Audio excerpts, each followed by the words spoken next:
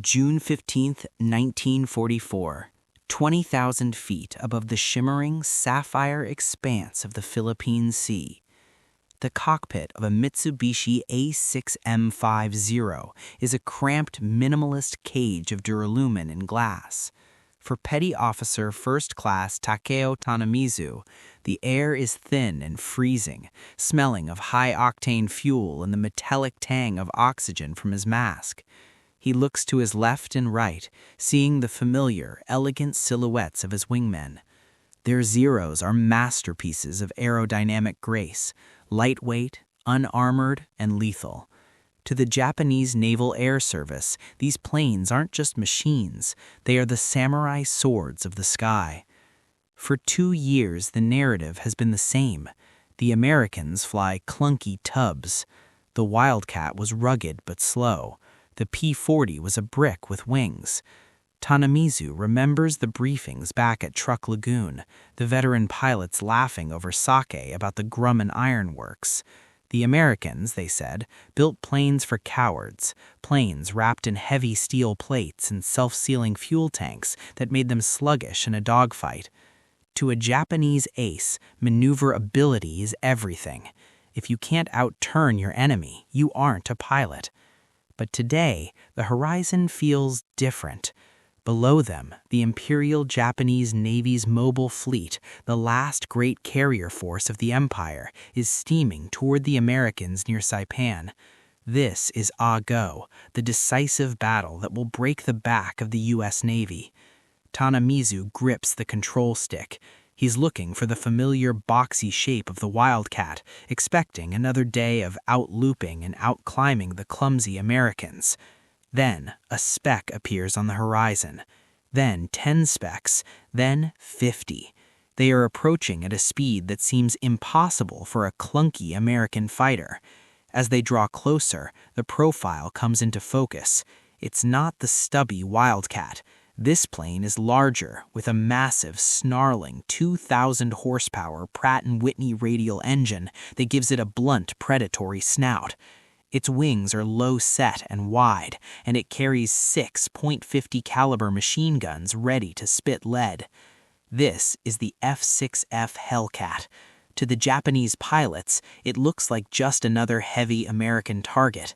They don't realize that the clunky plane they are about to engage was designed specifically to hunt them to extinction. Tanamizu tilts his wing, signaling his section to dive. He expects the Americans to try and run or engage in a clumsy turn that he can easily exploit. Instead, the lead Hellcat doesn't flinch. It banks slightly, its engine roaring with a deep guttural growl that can be heard even over the wind, and it puts its nose directly onto the lead Japanese flight. The clunkiness is gone. In its place is a terrifying high-speed stability. The massacre is about to begin. The sky over the Marianas is no longer a vacuum of blue. It is a chaotic web of white vapor trails and the sudden, oily black smears of dying aircraft.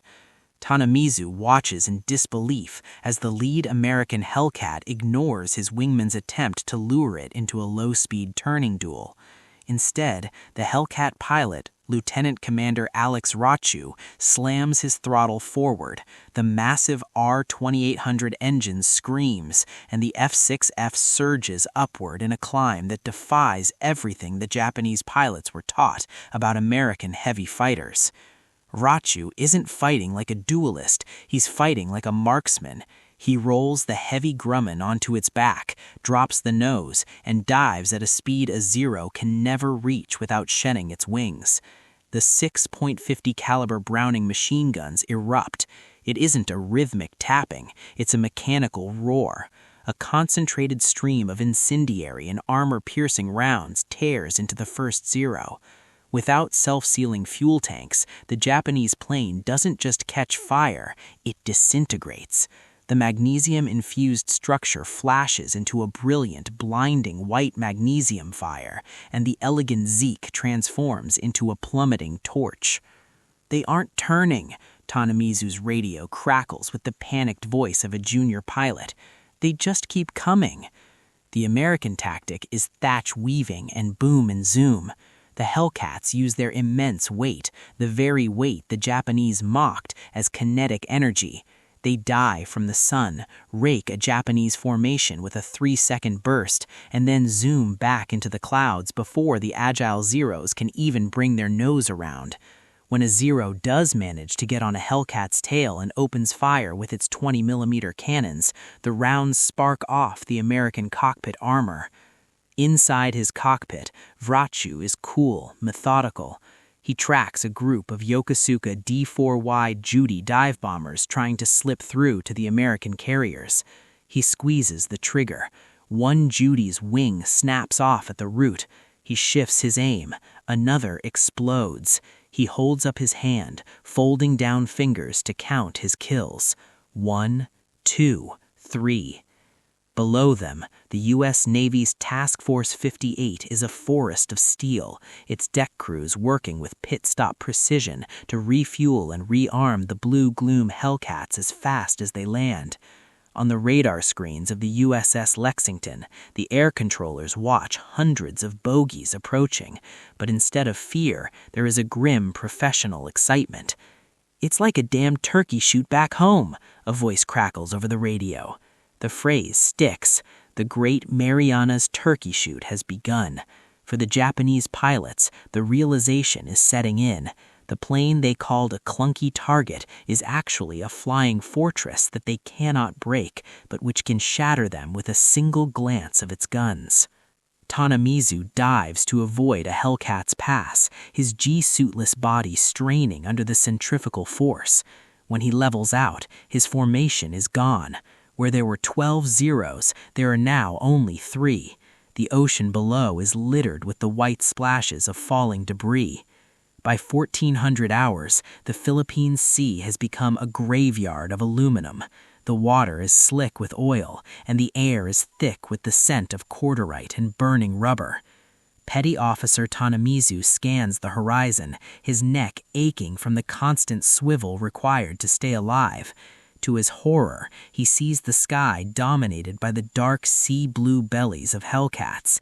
They aren't just defending their carriers, they are hunting in packs.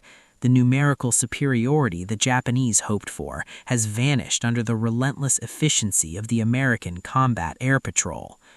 On the deck of the USS Lexington, Lieutenant Commander Alex Vrachu brings his F6F3 into a screaming carrier break. His wheels hit the deck, the arresting wire snags, and his plane jerks to a violent halt. Before the engine even stops coughing, Vrachu is out of the cockpit. He doesn't look like a hero. He looks like a man who has just finished a grueling shift at a factory. His flight suit is soaked in sweat, and his face is smeared with the grime of the cockpit. As he walks toward Admiral Mark Mitchler on the bridge, Vrachu holds up 6 fingers. 6 kills in a single mission. 6 sundowners in less than 8 minutes of combat. "I had 'em lined up," Vrachu says, his voice raspy from the high-altitude oxygen. "They just kept coming in these tight, rigid formations. It was like they didn't know how to break away." The tragedy for the Japanese is not just the machine, but the men. The veteran aces who laughed at the Hellcat months ago are mostly dead, replaced with boys with barely 30 hours of flight time. These novices tried to dogfight the Hellcat, unaware that the F6F's massive flap system allows it to suddenly shelf its speed and force a Japanese pilot to overshoot. When the Zero zooms past, the Hellcat simply drops its nose and lets its 6 guns do the talking. Across the fleet, the tally is staggering. One by one, the Japanese carrier strikes are intercepted before they even see an American mast. The Clunky Hellcat is proving to be the most forgiving aircraft ever built. It can take a 20mm shell to the engine and keep flying. It can land on a pitching deck at night with a shredded tail. And most importantly, it can turn a novice American pilot into a lethal weapon.